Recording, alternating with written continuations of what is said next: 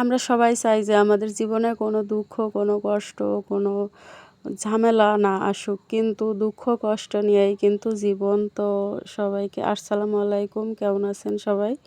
আশা করি আমার ভিডিওটি যে যেখান থেকে দেখছেন অনেক অনেক ভালো আছেন। তো চলে আসলাম নতুন আরেকটা রেসিপি নিয়ে আপনাদের সাথে শেয়ার করব।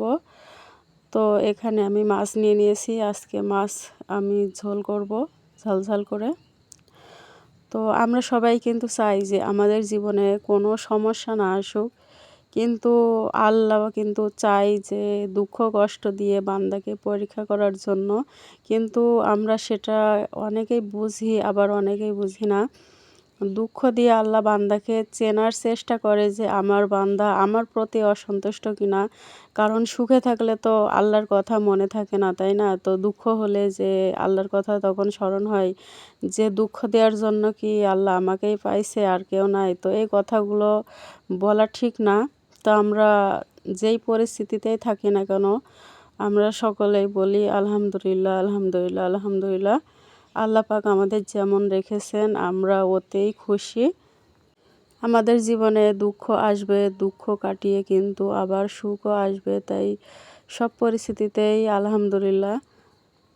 আমরা কিন্তু কেউই জানি না যে আমাদের হায়াত কতটুকু, আমরা কতদিনই বা বাঁচব, কিন্তু তাও আমরা দেখেন একজনের প্রতি আরেকজনের মানে কত রকম সমস্যা তৈরি হয়, কিন্তু সব কিছুই মেনে নিতে হবে। আর একটা মিথ্যা কথা বলতে কিন্তু একটা মিথ্যা কথা ঢাকতে কিন্তু অনেকগুলো মিথ্যা কথা বলতে হয়।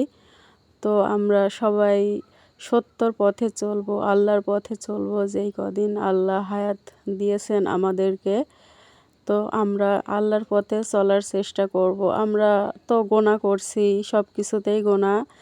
তাই বাহিরের কষ্ট, ঘরের কষ্ট সব কিছু মিলেই কিন্তু আমাদেরকে সামনে এগিয়ে যেতে হয়। আমরা মেয়ে মানুষ, তাই আমাদের অনেক অনেক চিন্তা, অনেক অনেক ভাবনা করতে হয়। তো কথা বলতে বলতে দেখেন আমার মাছ ভোনা হয়ে গেছে। তো যদি আমার ভিডিওটি শুরু থেকে শেষ পর্যন্ত দেখে থাকেন, আমার তরফ থেকে অনেক অনেক দোয়া ও ভালোবাসা রইল। আর যদি ভিডিওটি ভালো লাগে প্লিজ চ্যানেলটি সাবস্ক্রাইবার করে দিয়েন, আর একটা লাইক দিতে ভুলবেন না।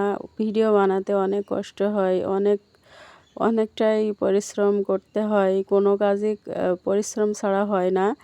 তারপরেও ভিডিও বানাই।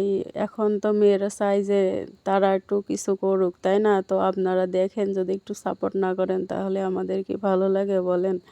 প্লিজ একটা লাইক করে দিয়েন। আপনাদের একটা লাইক এই ভিডিওটি আমার অন্যদের কাছে পৌঁছাতে সাহায্য করবে। আর আমরা গৃহিণী, তাই ঘরেই বসে থাকি। থাকি বলে মনে করেন যে একদম যে বসে থাকা হয় তা কিন্তু না, একটা বই গৃহিণী জানে। তো আসসালামু আলাইকুম, ভালো থাকবেন সবাই। আবার দেখা হবে নতুন আরেকটা ভিডিও।